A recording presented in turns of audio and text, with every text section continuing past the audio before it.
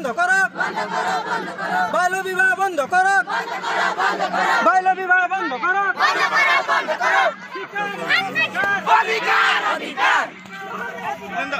বন্ধ করো বাল্য বিবাহ বন্ধ করো বাল্য বিবাহ বন্ধ করো শিশু শ্রমিক বন্ধ করো শিশু শ্রমিক বন্ধ করো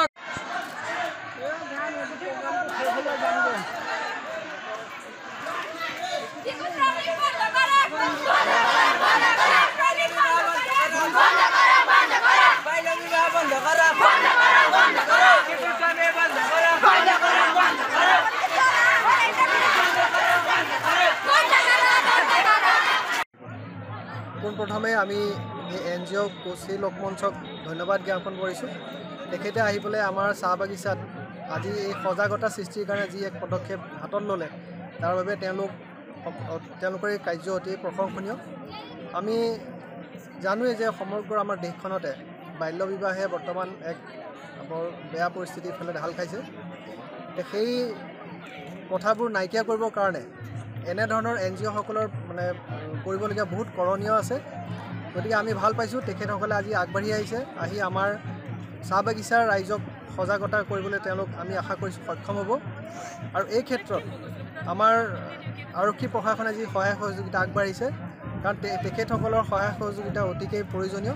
তাৰ বাবে আমি আমাৰ বিদ্যালয়ৰ ফালৰ পৰা আমাৰ বিশ্বনাথ চাৰিআলি আৰক্ষী থানাৰ ভাৰপ্ৰাপ্ত বিষয়া ডাঙৰীয়াক লগতে তেখেতৰ সহযোগীসকলক আমি ধন্যবাদ জ্ঞাপন কৰিছোঁ। আৰু আমি আশা কৰিছোঁ আৰু ভগৱানৰ ওচৰত প্ৰাৰ্থনা জনাইছোঁ তেওঁলোকৰ এই প্ৰচেষ্টা সফল হ'ব।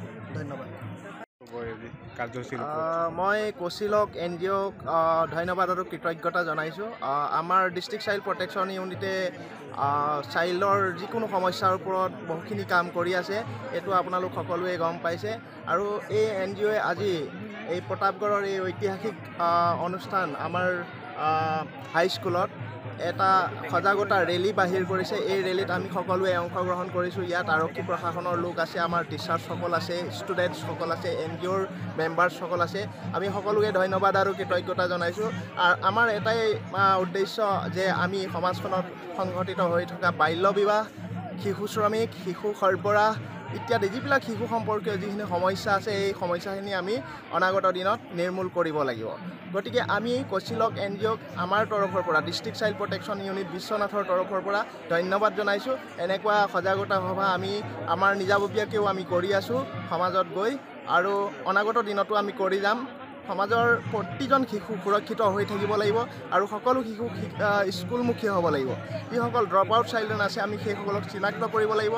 আৰু আমাৰ যিসকল ট্ৰেফিকাৰ আছে আমাৰ সমাজত, সেই ট্ৰেফিকাৰসকলক আমি চিনাক্ত কৰি তেওঁলোকক শাস্তি প্ৰদানৰ ব্যৱস্থা কৰিব লাগিব।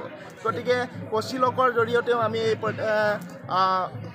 যাত্ৰাৰ অংশীদাৰ হৈছোঁ। গতিকে সকলোকে ধন্যবাদ আৰু কৃতজ্ঞতা জনাই আমাৰ এই ৰেলী আমি এতিয়া বাহিৰ কৰিম। ধন্যবাদ।